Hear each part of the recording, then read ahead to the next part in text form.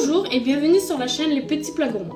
Aujourd'hui, nous allons vous présenter les caractéristiques de ce KitchenAid qui est un KitchenAid classique et standard.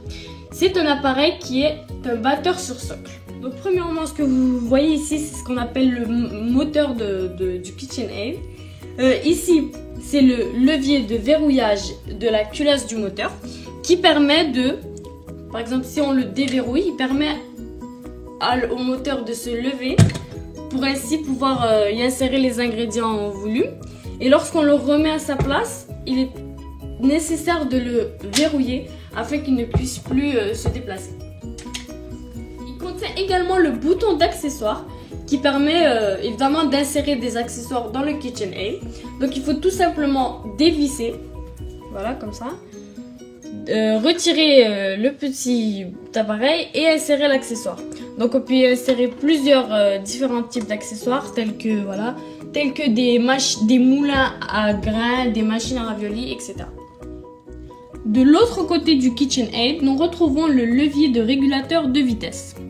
Il doit toujours être au plus bas au démarrage, donc vitesse 0 ou 2.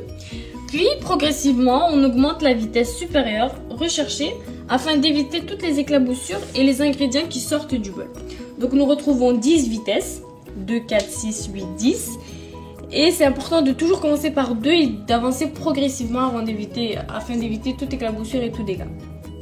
Avec le KitchenAid, nous vient un bol en acier inoxydable d'une capacité de 4,5 litres environ. Donc c'est d'une très bonne qualité, donc l'acier inoxydable.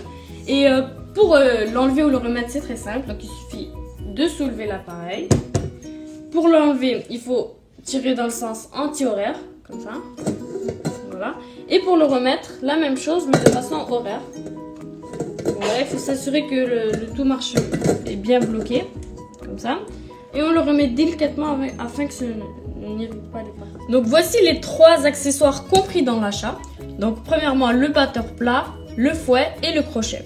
Donc chacun d'entre eux ont des fonctionnalités différentes. Par exemple, pour celui-là, il permet de faire les préparations standards à épaisse, telles que les pommes de terre en purée, les biscuits, les bonbons.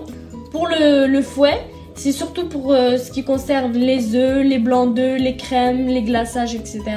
Et finalement, pour le crochet pétrisseur, il est certainement utilisé pour pétrir les pâtes à levure, telles que les brioches, les petits pains, les pains ou les petits pains au lait. Pour les insérer au batteur, il suffit simplement de les rentrer, de tourner vers la droite et de les faire redescendre afin d'assurer une sécurité maximale. Pour ce qui est de les retirer, c'est simple, c'est tout à fait le contraire en fait. On les pousse vers le haut, vers la gauche ensuite et on les redescend.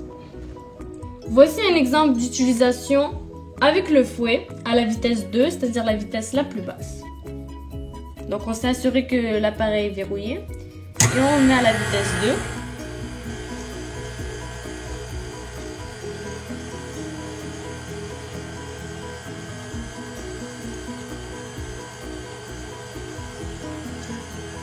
Donc voilà, c'était ma revue sur le KitchenAid qui est un appareil fantastique.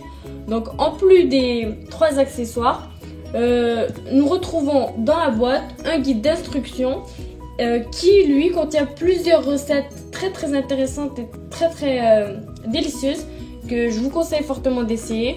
Je vous conseille également d'acheter cet appareil, celui-là en particulier, car grâce au bol, aucune quantité ne peut être gaspillée ou perdue collée sur les rebords. Je vous conseille également cet appareil si vous êtes une famille peu nombreuse, car c'est une bonne qualité qui est fait pour durer. Et voilà, merci de m'avoir écouté. N'hésitez pas à vous abonner et laisser un commentaire.